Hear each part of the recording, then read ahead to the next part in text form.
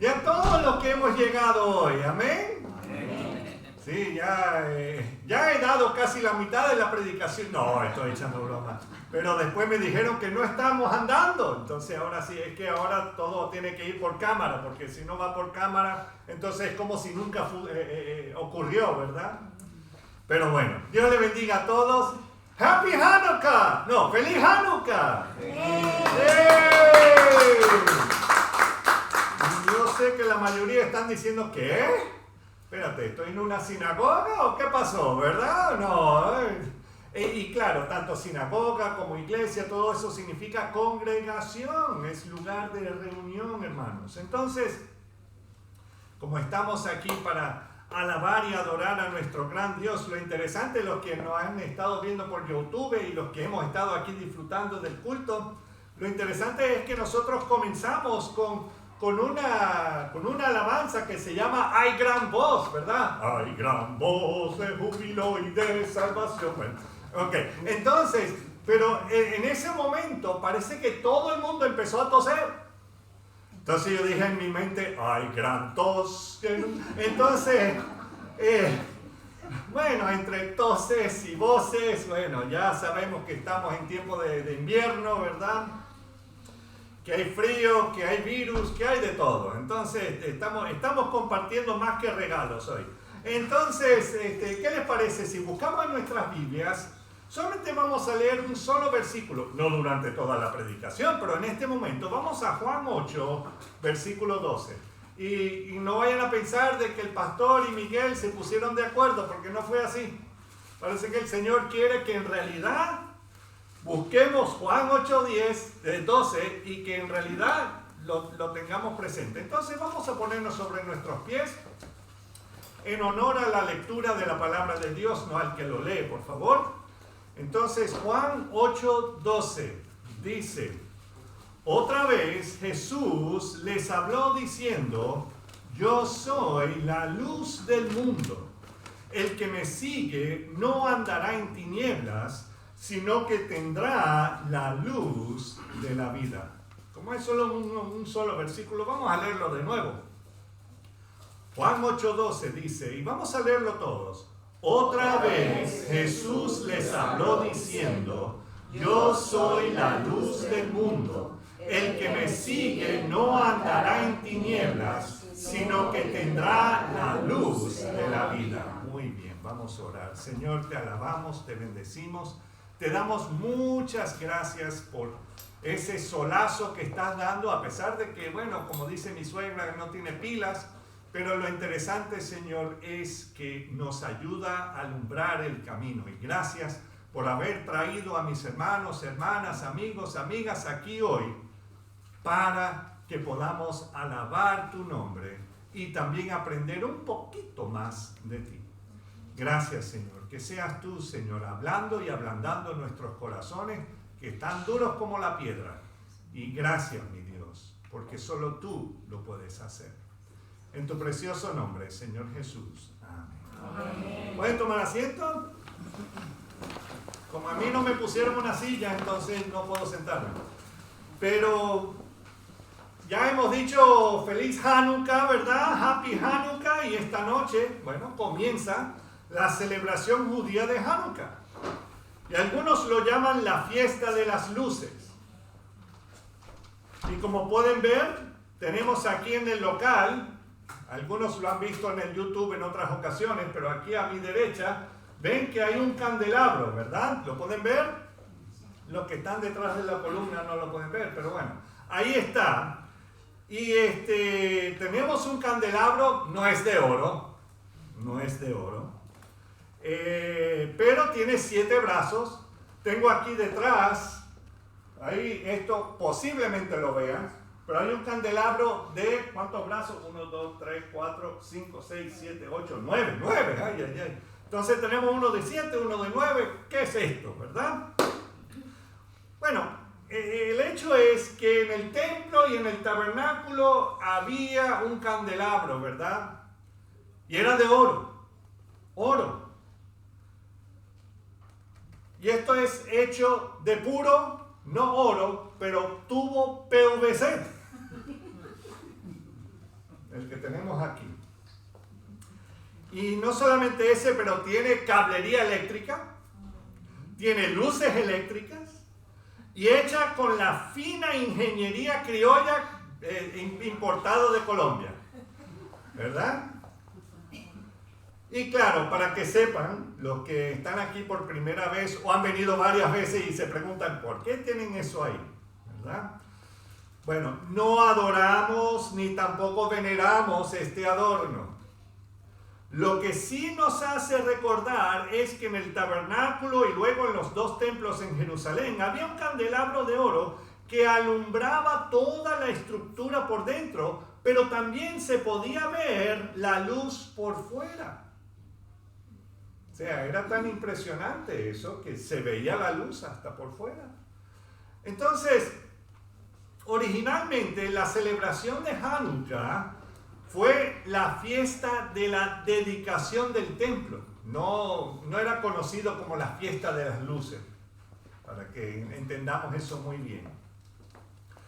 Y en este caso del segundo templo, aunque no encontramos esta fiesta en el Antiguo Testamento, porque no lo vamos a encontrar, pero Jesús lo celebró. Él celebró la fiesta de la dedicación del templo. Y lo celebró en el invierno.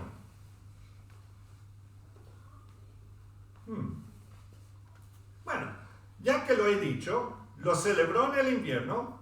Vamos a ir, mantengan algo ahí siempre en Juan 8, ¿verdad? 8:12. Pero vamos ahora a Juan 10. Juan 10, y vamos a buscar los versículos 22 y 23. Juan 10, 22 y 23. Y dice, celebrábase en Jerusalén la fiesta de la dedicación.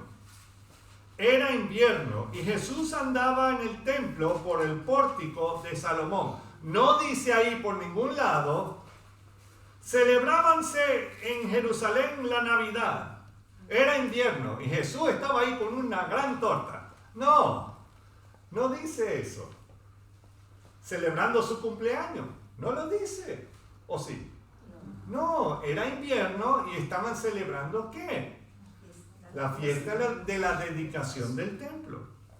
Ahora, vemos claramente que aunque no era una fiesta proscrita en la ley, sí conmemoraba un evento importantísimo en el templo de Dios. El profeta Daniel escribió su profecía de Daniel 11. Y ahora, quiero que mantengan algo, ahora sí que les voy a complicar un poco la vida, algo en Juan 8, algo en Juan 10, y ahora vamos a ir atrás en el Antiguo Testamento al libro de Daniel. Al libro de Daniel, y vamos al capítulo 11. Daniel 11. Y Daniel escribió esta profecía alrededor del año 539 a.C. ¿Cuántos de ustedes se acuerdan de esa fecha? Yo no. A pesar de que lo parezco, ¿verdad? Que vengo de esa fecha, pero bueno, no. Pero Daniel 11 fue escrito alrededor del 539 y es un resumen profético acerca del imperio griego. Y dirán, pero el imperio griego ya pasó. Exacto. Pero aquí está Daniel profetizando porque todavía el imperio griego ha sido imperio. Eso ya viene, o sea, en el tiempo de Daniel. Todavía es mirando hacia el futuro. Y entonces podemos ver que él comienza, Daniel 11, describiendo la vida y la muerte repentina de Alejandro Magno, o como yo lo llamo, Alejandro el Magno, ¿verdad? Alejandro Magno más de 180 años antes que naciera. Wow. Sí, bueno, no me creen a mí, mira ahí, Daniel 11, 1-4, vamos a leerlo. Dice, y yo mismo, este es Daniel, en el año primero de Darío el Medo, no es Darío el Miedoso, ¿okay? Darío que era del pueblo de los Medos. estuve para animarlo y fortalecerlo. Solamente para que sepan, este fue el rey que metió a Daniel en el foso de los leones. ¿Ok? Para que entiendan quién es este personaje. Dice el versículo 2, y ahora yo te mostraré la verdad. He aquí que aún habrá 3 reyes en Persia, y el cuarto se hará de grandes riquezas más que todos ellos. Y al hacerse fuerte con sus riquezas, levantará a todos contra el reino de Grecia. Ahí vemos Grecia, ¿verdad? Pero está hablando de un cierto rey. No es Darío el Medo, no es Ciro I, el Ciro de Persia, no es tampoco Cambises, no es tampoco Darío I de Persia. Es su hijo, y todos lo conocemos por Artajerjes o Asuero, o el que era el esposo de Esther, ¿verdad? Y a ese es que se está refiriendo, a ese rey. Porque él fue contra el reino de Grecia. ¿Ok? Para que entendamos bien qué es lo que está ocurriendo. Versículo 3. Se levantará luego un rey valiente, el cual dominará con gran poder y hará su voluntad. Pero cuando se haya levantado, su reino será quebrantado y repartido hacia los 4 vientos del cielo, no a sus descendientes, ni según el dominio con que él dominó, porque su reino será arrancado y será para otros fuera de ellos. En otras palabras, se está refiriendo a Alejandro Magno. Daniel describió el detalle que Alejandro no tendría descendientes legítimos, y eso es cierto. Él sí tenía una esposa que estaba esperando un bebé cuando él murió, pero, o sea, no había forma de que él dijera, porque no sabían si era varón o hembra. Y entonces ahí en esos días solamente reinaban los hombres, y especialmente entre los griegos. Y entonces le preguntaron sus generales quién iba a gobernar a su imperio, y Alejandro estaba en Babilonia. Ahí es donde estaba Alejandro, en Babilonia. Y resulta que ahí él estaba reunido de sus generales, y sus generales estaban diciendo, bueno, entonces, ¿quién se va a quedar ahí con el poder? ¿A quién le vas a dar el poder? Y Alejandro respondió, al más capaz o al más fuerte. Eso no ayudó nada. Lo que eso causó fue más guerra, porque significaba que entre todos esos generales se tenían que pelear quién se iba a quedar con el reino.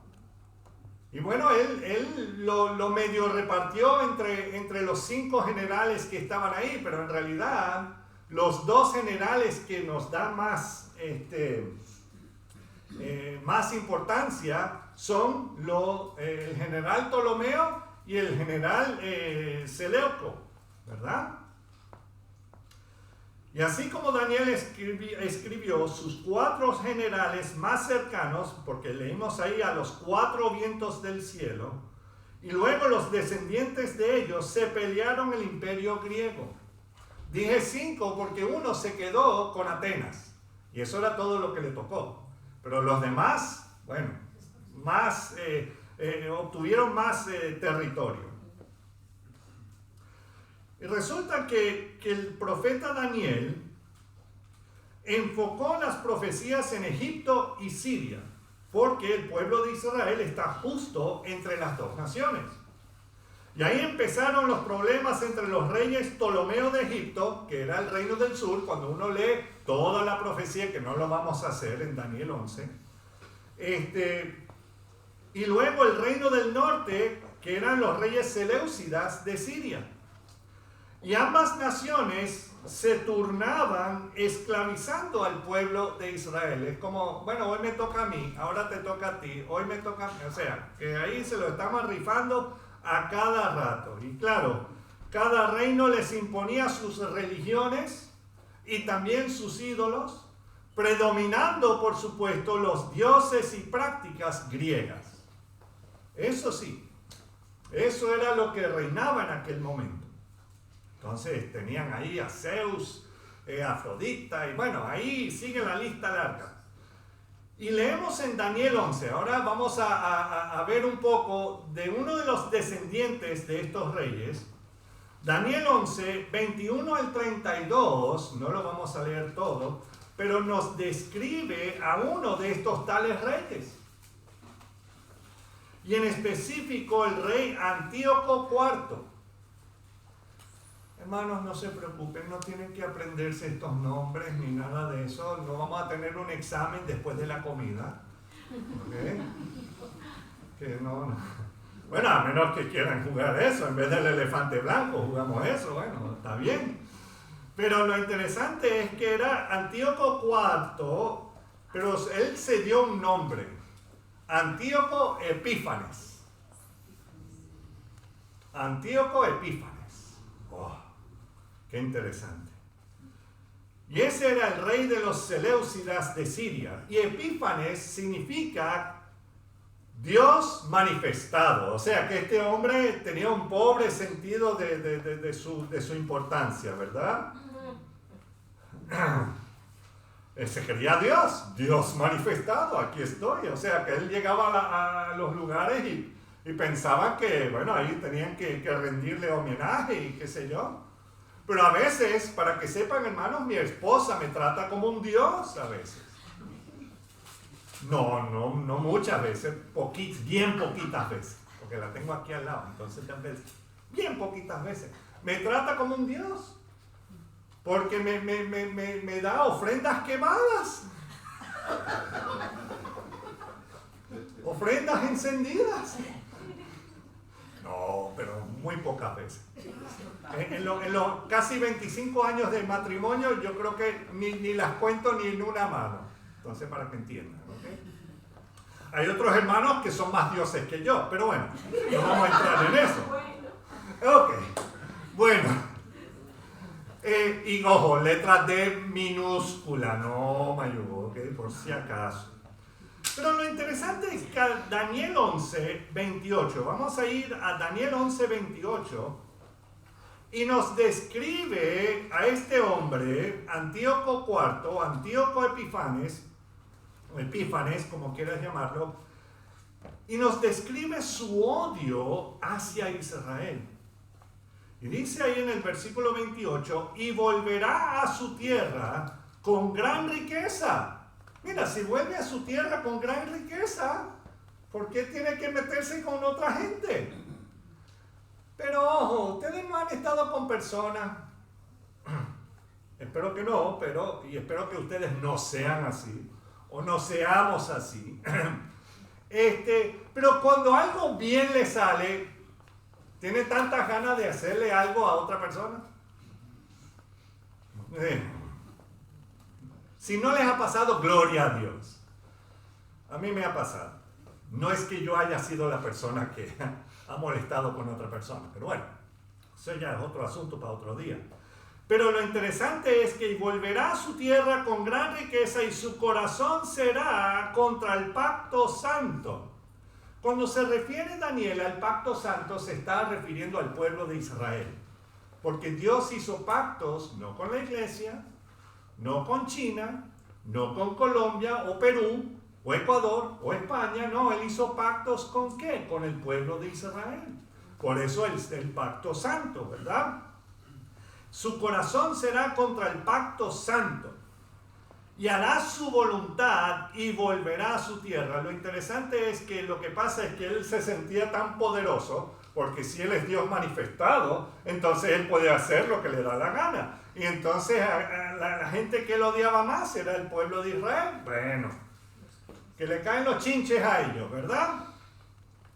Y entonces no solamente en una, pero en dos ocasiones, él entró a Israel, en uno, y especialmente a Jerusalén, y en uno de esos momentos él saqueó el templo de algunas cosas, y luego también mató a mucha gente, y también puso sus altares alrededor del país. Pero él empezó a prohibir la lectura de la palabra de Dios. también les prohibió la circuncisión de los varones a los 8 días de nacer y prohibió los sacrificios en el templo. Además, había puesto un gimnasio al lado del templo de Dios. Ahora nosotros pensamos, se fue para el gimnasio, ¿verdad? Y ahí hay que hacer ¿cómo se llama eso? El spinning, ¿verdad? Y hacer todas esas cosas en el gimnasio. Como pueden ver, yo nunca lo he hecho. Entonces, pero lo interesante es que el gimnasio en aquellos días era un poco distinto. Ahí en el gimnasio se adoraba el cuerpo y todos andaban desnudos. Y lo puso justo al lado del templo. O sea, mala cosa. Entonces, cuando Antíoco Epífanes perdió otra guerra, él volvió y arremetió nuevamente con el pueblo de Israel. Y en el versículo 30 dice, ya entrando en el versículo un poco, dice, él se contristará y volverá y se enojará contra el pacto santo. Sí, ya estaba enojado, pero ahora está más enojado. Y hará según su voluntad. Volverá pues y se entenderá con los que abandonen el santo pacto. O sea que habían judíos que estaban a favor de lo que estaba haciendo Antíoco Epífanes. Y entonces ellos abandonaron de buscar al Señor y todo eso. Ellos prefirieron estar con los griegos, ¿verdad? Y entonces dice que y se entenderá con los que abandonen el santo pacto, versículo 31, y se levantarán de su parte tropas que profanarán el santuario y la fortaleza y quitarán el continuo sacrificio y pondrán ¿qué? La abominación desoladora. Ahora, yo sé que lo que he dicho para muchos, esto es chino. Bueno, si quieres ser más específico, cantonés. ¿Okay? Entonces, lo interesante es que en el año 168 a.C., Antíoco IV entró al templo de Dios. Él entró al templo de Dios y sacrificó cerdos sobre el altar. Y yo sé que para los que les gustan el lechón no están pensando, eso es buenísimo, ¿verdad? Pero para el Señor esos son animales inmundos. O sea, eso... Y entonces, y puso también en el lugar santísimo, puso una estatua del dios griego Zeus dentro del templo. Pero ojo, para que entiendan bien lo que estaba ocurriendo, y este hombre era tan torcido como era, él hasta le cambió la cara al dios que él adoraba y puso su propia cara en el Zeus. O sea que ya pueden ver que él se creía el Dios manifestado entre los griegos, ¿verdad? Y eso lo puso en el lugar santísimo. Y eso para Dios, para que entiendan bien, es como escupirle en la cara. Para que entiendan, o sea, que esto es fuerte. Seguimos leyendo y vemos que Antíoco Epífanes no estaba solo. Algunos del pueblo estaban a favor de sus reformas. Ahí en el versículo 32, con lisonjas seducirá a los violadores del pacto. Y siempre hay aquellos, como dice Jesús, que amaron más las tinieblas que la luz, ¿verdad? Y usualmente aquellas personas son las que reciben más atención que los que dicen la verdad, ¿cierto? ¿Quiénes son los que tienen los programas televisivos, o sea, más impactantes, ¿verdad? O los que tienen mayor audiencia. ¿Son los que te dicen la verdad? No, son los que están metidos en chismes y en otras cosas, cotilleo y qué sé yo, ¿verdad? Y esos son los que reciben la atención. Pero vemos que Daniel no termina el versículo 32 ahí.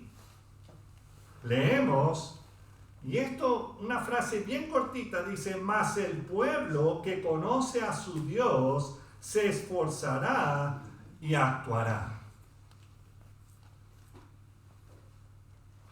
O sea, que el montón no significa que eso es lo bueno. Lo que piensa todo el mundo no significa que eso es lo correcto. Y dice aquí, mas el pueblo que conoce a su Dios se esforzará y actuará.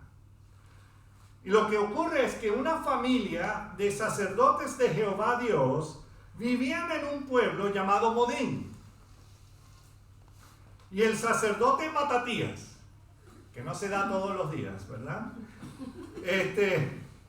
Ya no podía soportar lo que algunos judíos simpatizantes de Antíoco Epífanes estaban sacrificando cerdos a Zeus en unos altares que los griegos habían puesto alrededor de todo el país, no solamente en el lugar santo.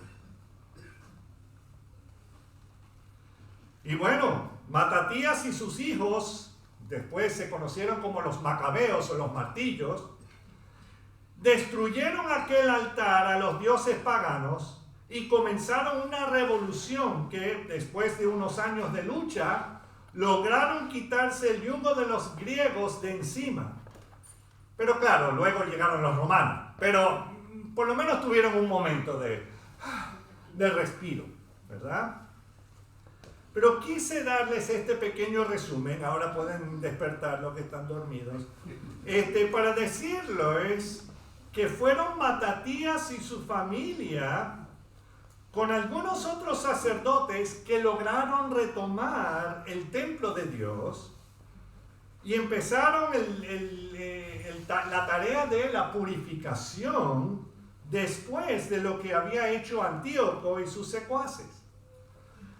Y pudieron volver a usar el templo y ahí celebraron la dedicación del templo. Ahí es donde viene lo de la dedicación del templo. Es como los mexicanos, que todo el mundo piensa que el 5 de mayo es el día de la independencia. No, o sea, ellos ya habían tenido su independencia muchos años antes, pero este era otro asunto. Pero siempre reconocen eso. No conozco toda la historia, ¿ok? Pero cuando dice la dedicación del templo, no es que habían construido el templo y después lo dedicaron, no. Esto es ya después de que ocurrió este asunto de Antíoco Epífanes. Y ahora bien, se cree que para encender el candelabro o la menorá, solo tenían un día de aceite de oliva purificada. Y para que pudieran producir más aceite, se necesitaba 8 días para el proceso. Y hermanos, lo interesante es que el menorá tenía que estar prendido todos los días, todo el día. Bueno, solamente tenía aceite para un día y les restaba 8 días para que tuviesen aceite ya purificada, ya lista para ser usada después. No como la forma como lo tenemos nosotros, que todas las luces se prenden juntas y cuando hay electricidad. Y déjame decirle, hermanos, que si no tienen calefacción en sus casas, háganse una de estas. Porque, chacho, la primera vez que usamos esto para Hanukkah aquí en la iglesia, yo creo que yo tenía, ese día yo di el mensaje más brillante que he dado en mi vida. Hermano, no porque lo que había dicho era tan espectacular, sino que, chacho, quedé con esto aquí todo quemado, aquí atrás, porque habíamos puesto, así como está habíamos puesto ese detrás de mí. Ese calor, estaba impresionante. Por eso digo que era la predicación más brillante que he dado. Entonces, pero así era, brillaba por todas partes. Pero aquí vemos que, bueno, solamente tenían para un solo día. Y se necesitaba 8 días para el proceso. Y según los escritos históricos, y no bíblicos, porque no lo encontramos en la Biblia, aquel menorá duró prendido 8 días con el mismo aceite que era para un día. Ahora, para todos ustedes que trabajan en sitios así como KFC o sitios de pollo o cosas así, pollo frito, saben que el aceite se va mal ¿en cuántos días? En un día, pero siguen usando el aceite todo el resto de la semana. Pero bueno, bueno, llegan los jueves porque ya han cambiado el aceite, hermanos, solamente para que lo sepan. Pero yo no tengo ningún problema en creer que Dios pudo haber hecho este milagro. Él es todopoderoso, ¿cierto? Además, Él es la luz del mundo, como lo habíamos leído al principio. Y Jesús celebraba la dedicación del templo como también lo hemos leído. Y ahora, si lo de la menorá es pura leyenda, no lo sabremos aquí. Pero ya cuando estemos con el Señor Jesús, ahí lo sabremos, ¿verdad? Pero les digo eso de esta manera, para que no empecemos a creer en leyendas, pero que siempre, siempre, siempre la verifiquemos con lo que sí es la palabra de Dios. ¿Ok? Solamente para que entendamos esto muy bien. Y quiero que quede bien claro que no estamos leyendo estas referencias acerca del Hanukkah, no lo estamos leyendo de los libros apócrifos de los macabeos, sino del libro del profeta Daniel. ¿Ok? Que podemos ver eso claramente. Y hay otras referencias con respecto a las profecías a la llegada del imperio griego en Daniel en los capítulos 2, 7, 8, 10 y por supuesto el que estamos mirando hoy, el capítulo 11. Solamente para que lo entendamos bien, que hay otras referencias, pero no quise que estuviésemos yendo de un lado para otro. Pero para que entiendan que no hay solamente una sola referencia en cuanto a lo que iba a ocurrir en Jerusalén. Ahora, ¿por qué celebramos esta fiesta? Tranquilo, hermanos, que nos faltan 5 páginas más. No, ¿por qué celebramos esta fiesta? ¿Por qué no celebramos la Navidad? Bueno, ¿quién dijo que no celebramos la Navidad? Yo siempre celebro la natividad de Jesús. Amén. O sea, yo no estoy en contra de la celebración de la Navidad, para nada. Lo que pasa es que la celebramos, pero en realidad no sabemos con exactitud la fecha. Porque si en los campos de Belén y sus alrededores usualmente hace igual o más frío que aquí en Zaragoza durante esta época.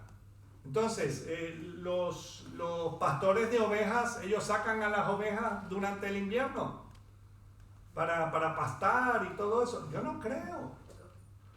O sea, ahí es donde los mantienen en los rediles y ahí hacen lo que tienen que hacer. Porque estaba frío, era invierno. Y claro, como el resto del mundo lo celebra en estos días, es un buen momento para celebrar el nacimiento del Dios niño, para que entiendan, ¿ok? Pero este niño, Jesús, o Yeshua, como es en hebreo, nació de María, la que fue virgen. Creció en el hogar junto con sus 4 hermanos y sus hermanas, que le nacieron de José y María. Y él estudió y trabajó, ¿verdad? Y alrededor de sus 30 años de edad fue bautizado por su primo Juan el Inmersor. Y comenzó su ministerio de 3 y pico de años predicando, sanando a los enfermos, reprendiendo a los demonios, ¿verdad? Y resucitando a algunos muertos, incluyendo a Lázaro. Y entregó su vida para ser crucificado. Esa fue la razón que vino. Él vino para morir. Y murió no por lo que él había hecho, sino por lo que nosotros habíamos y hemos hecho. Él murió por nuestros pecados. Resucitó al tercer día para darnos la vida eterna. Y Jesús vive hoy. ¿Lo sabían? Amén. Jesús vive hoy. Y prometió volver a llevarse a los que han creído en Él. Esa es la promesa. Y si habían prometido de que Él iba a venir una primera vez, ¿por qué no va a cumplir la segunda vez? Amén. Amén. Ahora, suena increíble para una persona que cree que tiene la vida todo resuelto. Pero luego algo pasa en la vida y uno no se lo puede explicar. Pero yo tenía mi vida ya hecha, ya pensada, y mira lo que me pasó. No sé, cualquier cosa. Pero nos hace, empezar a pensar, ¿qué es lo que ocurrió? Y esto era exactamente lo que el pueblo de Israel no se podía explicar en cuanto a la persona de Yeshua. Ellos tenían sus pensamientos en cómo y quién debe ser el Mesías, pero se les olvidó ciertos detalles de quién era este Mesías. Y volvemos por unos instantes a Juan 10. ¿Se acuerdan que yo les dije que mantuvieran algo ahí en Juan 10? Vamos de nuevo a Juan 10. Vamos a leer los versículos 22 al 28.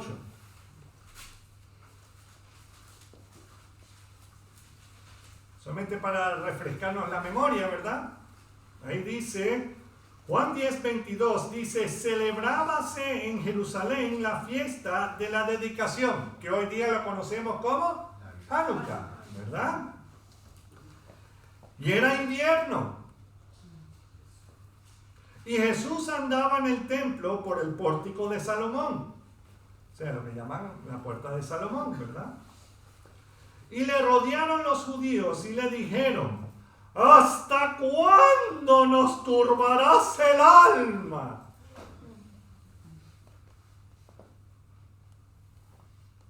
¿Han escuchado o esas palabras han entrado en sus bocas? ¿Hasta cuándo? ¿Verdad? O como dice Mercedes, mándame más y más merezco. ¿Verdad? ¿Hasta cuándo? Si tú eres el Cristo, para que entendamos bien, si tú eres el Mesías o si tú eres el ungido, para que entiendan bien, dínoslo abiertamente. Hermanos, desde el primer día de su ministerio, Jesús estaba hablando de que Él era el Mesías, de varias formas. Claro, hay formas que el pueblo de Israel iba a entender que tú y yo no lo íbamos a entender.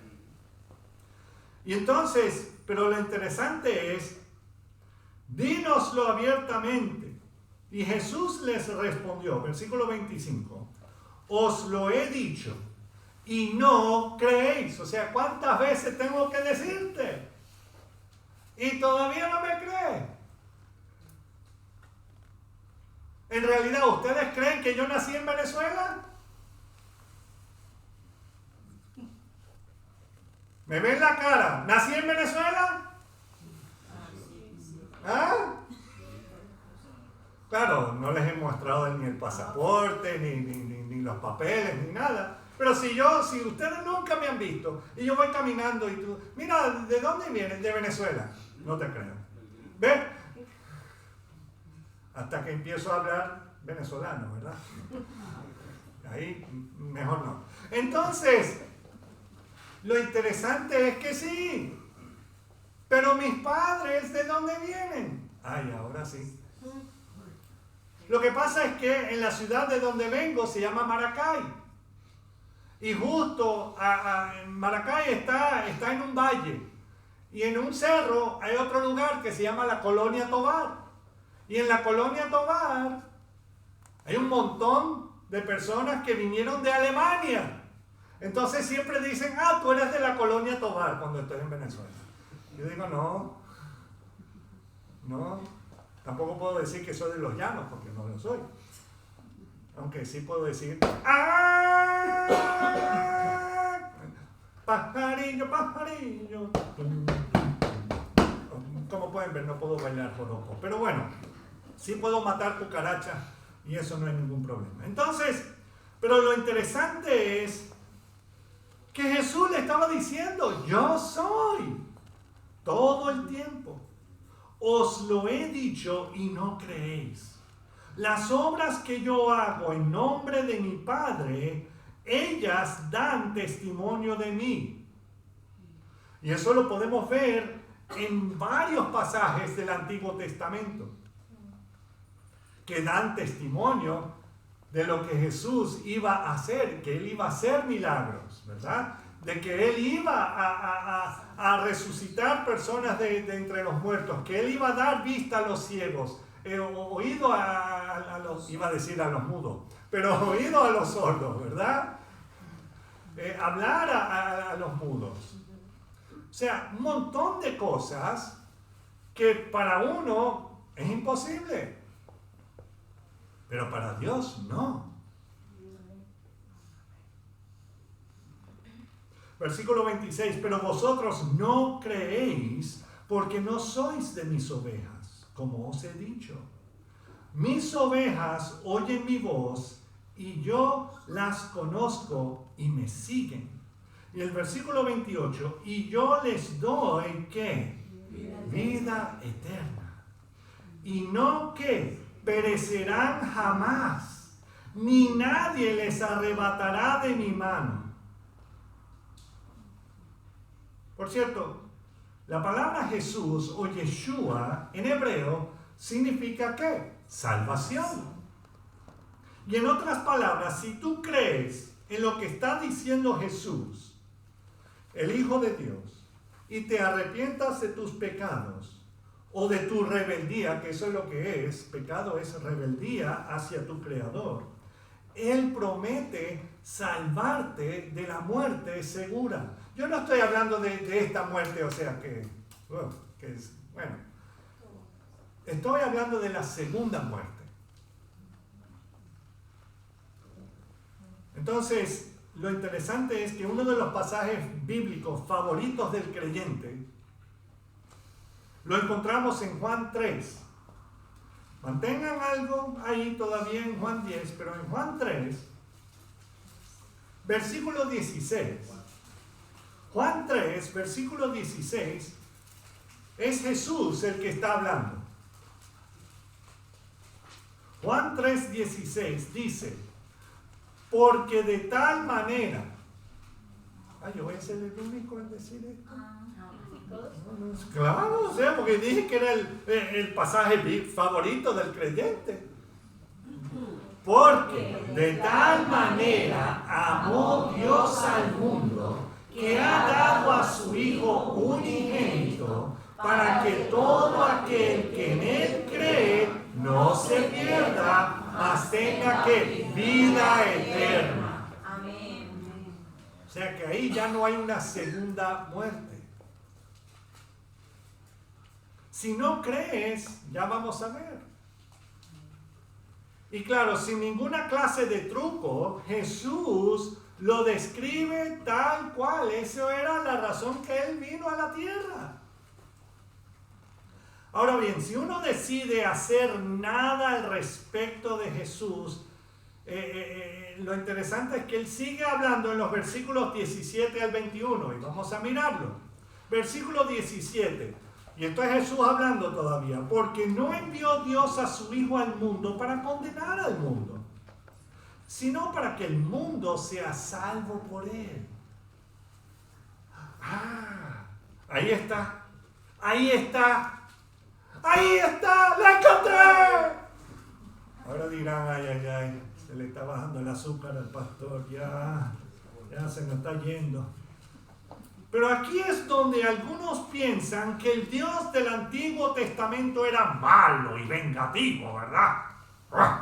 El Antiguo Testamento, Dios es malo. Pero el Dios del Nuevo Testamento es todo bondad y peace and love, ¿verdad? Un gran hippie celestial. Hermanos, Dios es el mismo ayer, hoy y siempre.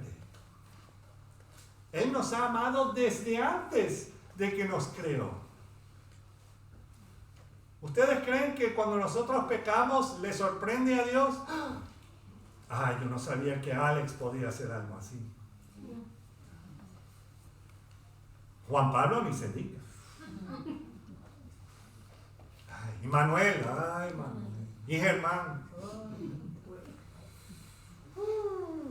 Y el pastor. Si así es el pastor, imagínate las ovejas, ¿verdad? Entonces, Jesús nos dice que aunque Él no vino para condenar a la humanidad, quiero que sepan que ya llevamos esa condena encima. ¿Cómo uno puede recondenar a un condenado? ¿Ah? Ahí me salió el venezolano, ¿verdad? Condenado.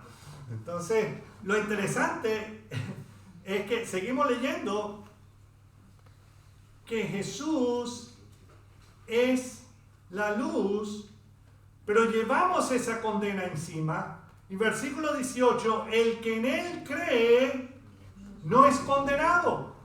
O sea, ya se te quita. Pero el que no cree, ahí ya te dice, ya ha sido, tiempo pasado, ya ha sido condenado. Porque no ha creído en el nombre del unigénito Hijo de Dios. O sea que no han creído en Jesús o Yeshua. No han creído en la salvación por medio de Él. Déjame decirles que no hay otro. No hay otra. Jesús es la luz. Amén. Versículo 19. Y esta es la condenación, que la luz vino al mundo. Y los hombres amaron más que. Amaron más las tinieblas. Las discotecas están abiertas de 10 de la mañana hasta las 5 de la tarde. Sí, es que voy durante el día, porque ahí sí que... No, están por la noche. Aman más que las tinieblas, la oscuridad. No estoy hablando solamente que en las discotecas es... No, eso... Uno puede estar sentado en su casa y pecar igual. ¿Ok? Que no es que un lugar sea peor que otro, pero el otro, por supuesto, es más conducivo a esas cosas.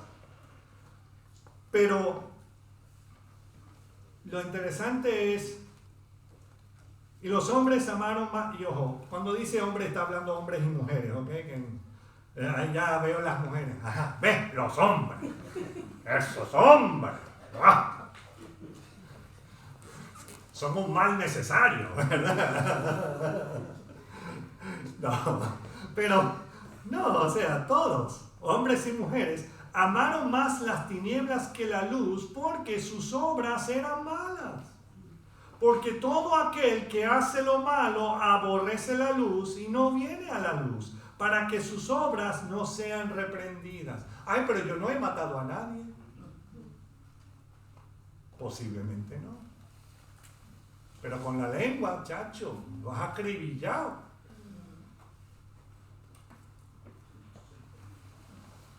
Entonces, seamos honestos con nosotros mismos. A nadie le gusta que le regañen. ¿Cuánto nos gusta que nos regañen? A mí no. O que le hagan ver que están equivocados en sus vidas y en sus pensamientos. Si es que el que lo está diciendo se sienta superior al otro, eso está mal. ¿Ok? Que no es porque, ay, te lo digo para que... No, eso está mal. Es para traer paz a la vida de la persona que se está corrigiendo. Amén. Dice el versículo 21, mas el que practica la verdad viene a la luz, para que sea manifiesto que sus obras son hechas en Dios. Entonces debemos vivir guiados por la luz o por la Biblia, y es vivir conforme a lo que Dios ha diseñado para una vida en paz y en gozo. Porque sin Él no lo vamos a experimentar. Tendremos momentos, pero no es algo que perdura en nuestras vidas. ¿Significa esto que ya se nos han ido todos los problemas? Pregúntale a Sol. ¿Se te han ido todos los problemas, Sol, al venir a Cristo? No, es la primera en decírtelo, ¿verdad? No. Pero si Jesús, siendo el Hijo de Dios, siendo inocente, fue maltratado y crucificado por delitos y pecados que tú y yo cometimos, no podemos pensar que nosotros no sufriremos algunas penurias en esta vida. Jesús nos anima con sus palabras y dijo, estas cosas os he hablado para que en mí tengáis paz. O sea, en Él, confiando en Él. En el mundo tendréis aflicción. No es como dice un predicador por ahí que puedes tener tu mejor vida ahora. Uy, no, yo prefiero mi mejor vida en el cielo, con el Señor. ¿Verdad? Lo interesante es que en el mundo tendréis aflicción, pero confiad, yo he vencido al mundo. O sea, si creemos en el Señor Jesús, Él es el vencedor. Él es el victorioso. ¿Y quién quiere estar en el mundial con un equipo perdedor? ¿Verdad? ¿Verdad que cuando el equipo de uno pierde, siempre decimos, ellos perdieron?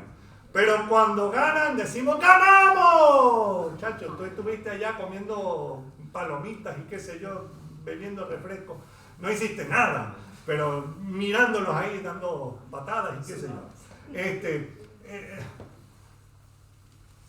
Pero con el Señor podemos decir, ¡ganamos! ¿Verdad? ¡Ganamos! Y claro que ha vencido al mundo. Resucitó de entre los muertos. ¿Quién más ha hecho cosas semejantes?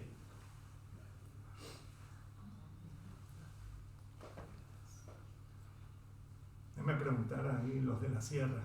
¿Lo hizo Atahualpa? No. Okay. Huáscar. No. No, está enterrado, ¿verdad? Entonces, lo interesante es que nadie más ha hecho cosas semejantes. Y más de 500 personas lo vieron resucitado. Y testificaron de tal milagro. Entonces, ¿quién es el vencedor? Jesús. Juan 8:12, otra vez Jesús les habló diciendo, yo soy la luz del mundo. El que me sigue no andará en tinieblas, sino que tendrá la luz de la vida. Y entonces si nosotros ponemos nuestra confianza en Él, Él mismo nos dice, y les leeré lo que dice Mateo 5, del 13 al 16, dice, vosotros sois la sal de la tierra, pero si la sal se desvaneciere, ¿con qué será salada? No sirve más para nada, sino para ser echada fuera y hollada por los hombres. 14. Vosotros sois la luz del mundo. O sea, si Él es la luz y nosotros nos identificamos con Él, entonces Él también nos dice, ustedes son la luz del mundo. Una ciudad asentada sobre un monte no se puede esconder, ni se enciende una luz y se pone debajo de un almud, o sea, una clase de caja, ¿okay? Para que entiendan. sino sobre el candelero. Y alumbra a todos los que están en casa.